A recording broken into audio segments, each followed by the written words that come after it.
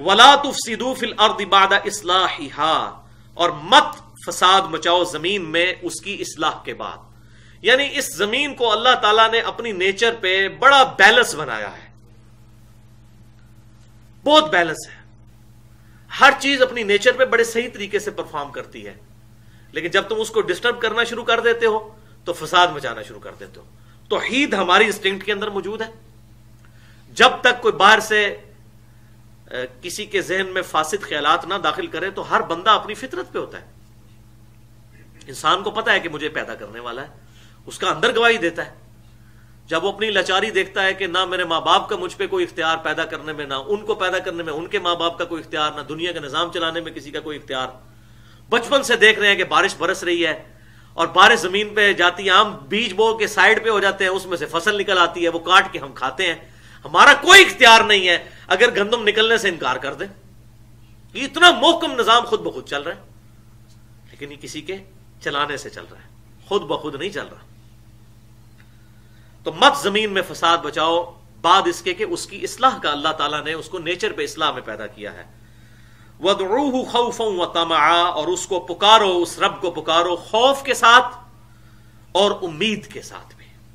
ہر وقت ڈرتے رہو کہیں میری گرفت نہ کرے، اور اللہ کی رحمت سے نا امید بھی نہ ہو. اپنی کوشش کرنے کے بعد امید بھی رکھو کہ اللہ تعالیٰ اپنی رحمت کی وجہ سے میرے ٹوٹے پھوٹے اعمال کو بھی قبول کر لے گا اور قیامت والے دن مجھے اپنی رحمت کے مقام جنت میں انشاءاللہ داخل کرے گا. ان رحمت اللہ قریب من المحسنین، بے شک اللہ تعالیٰ کی رحمت قریب ہے نیکوکاروں کے. یہ ہے فلسفہ. ادھر جو جتنا بڑا گناہگار ہوتا ہے نا، جتنا بڑا بدماش ہوتا ہے، وہ کہتا ہے جی اللہ تعالیٰ بڑا غفور رحیم ہے جی. اب دیکھ لیں قرآن کا فلسفہ بالکل اپوزٹ ہے، بالکل اپوزٹ ہے. اب جس نے قرآن پڑھا نہیں ہے نا، اس کو تو یہ ساری باتیں پھر عجیب و غریب ہی لگیں گی نا.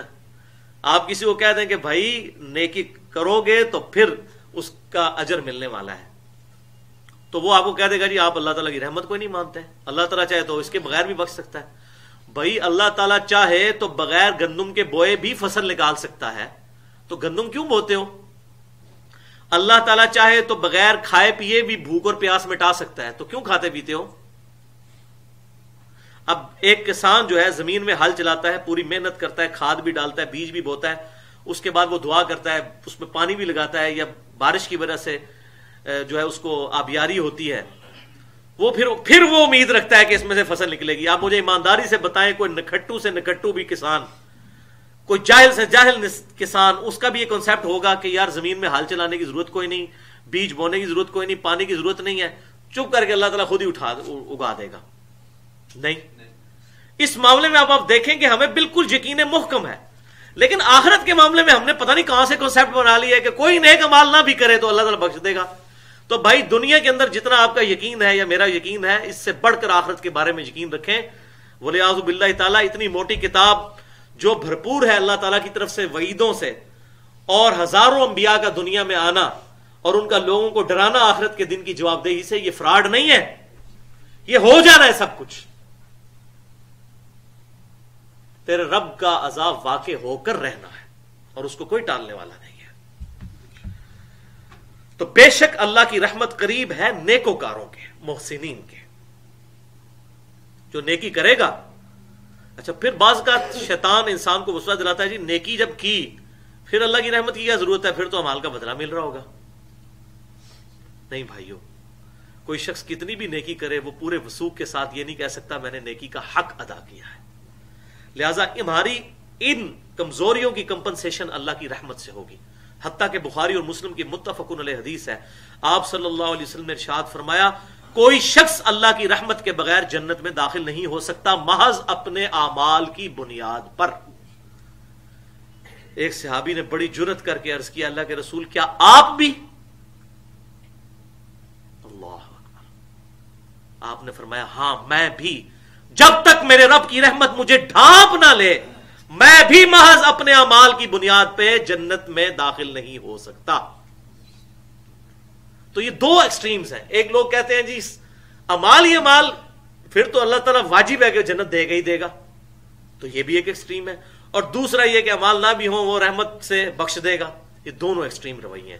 درمیان کا اعتدال والا راستہ ہے کہ اپنی طرف سے پوری کوشش کریں، باغی اللہ کے نہ ہو، پوری جان کھپا دیں اس کی رحمت کے حصول کے لیے، پھر انشاءاللہ اس کی رحمت کے حقدار بھی ہو جائیں گے انشاءاللہ۔ ورنہ جو لوگ جن کو جنت کی گارنٹیاں ملی ہوئی تھیں ان کا تو ایٹیچیوڈ یہ نہیں ہوتا تھا۔ سیدنا عثمان غنی رضی اللہ تعالیٰ عنہ خلیفہ راشد، کم از کم 3 موقعوں پر انہیں جنت کی بشارت ملی۔ جامعہ ترمذی اٹھا کے دیکھیں، قبرستان جایا کرتے تو ان کی داڑھی آنسوؤں سے تر ہو جایا کرتی تھی۔ لوگ کہتے تھے حضرت آپ کے لیے تو جنت کی بشارت ہے، تو وہ کہتے تھے کہ قبر آخرت کی منزلوں میں سے پہلی منزل ہے، جس کی یہ منزل آسان ہوئی اس کی اگلی منزلیں بھی آسان ہوں گی، تو میں ڈرتا ہوں کہ میرے ساتھ کیا معاملہ ہوگا۔ تو میں اس میں اکثر سوچتا ہوں کہ نبی صلی اللہ علیہ وسلم کو بھی اللہ تعالیٰ نے ان لوگوں کے لیے بشارت سنائی جن کے بارے میں اللہ تعالیٰ کو یہ اعتماد تھا کہ ان کو اگر بشارت سنا دی تو یہ باغی نہیں ہوں گے۔